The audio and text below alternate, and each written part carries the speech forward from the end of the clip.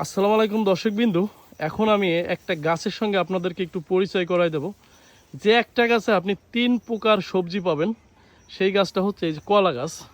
এই যে কলা গাছ দেখানো, যে উপরে কলা, ওইটা হচ্ছে সবজি কলা, আপনি সবজি হিসেবে খেতে পারবেন। নিচে হচ্ছে মুচা, এই মুচাটা আপনি রান্না করে খেতে পারবেন। এই মুচার কিন্তু অনেক গুণাবলী রয়েছে। আপনার শরীরে যদি রক্তে শূন্যতা থাকে, সেক্ষেত্রে কিন্তু এই মুচাটা আপনি রান্না করে যদি খান, ইনশাল্লাহ আপনার রক্তে শূন্যতা দূর হয়ে যাবে। মামা কাটো তো। হ্যাঁ, এটা কি খাওয়ার জন্য কাটলে? হ্যাঁ। এটার ভিতর মামা একটু দেখাও তো, একটা খোলো তো।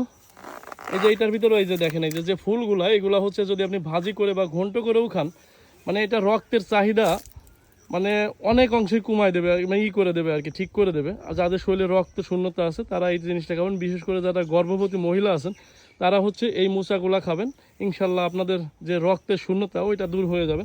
আরেকটা জিনিস হচ্ছে, এই কলা গাছের ভিতরে কিন্তু আরেকটা ভিতরে একটা শ্বাস থাকে, আমাদের এই যেটাকে বলে থোর। ওই থোরও কিন্তু একটা উপকারী একটা জিনিস, ওইটাও আপনি সবজি হিসাবে খেতে পারেন। তার মানে পৃথিবীতে আমার মনে হয় এমন এই একটা সবজি যে একটা মানে এর কোনো কিছুই ফেলানো যায় না। আপনি মুচার থেকে, কলার থেকে শুরু করে ভিতরে যে শ্বাসটা থেকে, শ্বাস থেকে মানে সব কিছুই আপনি খাইতে পারবেন। ধন্যবাদ।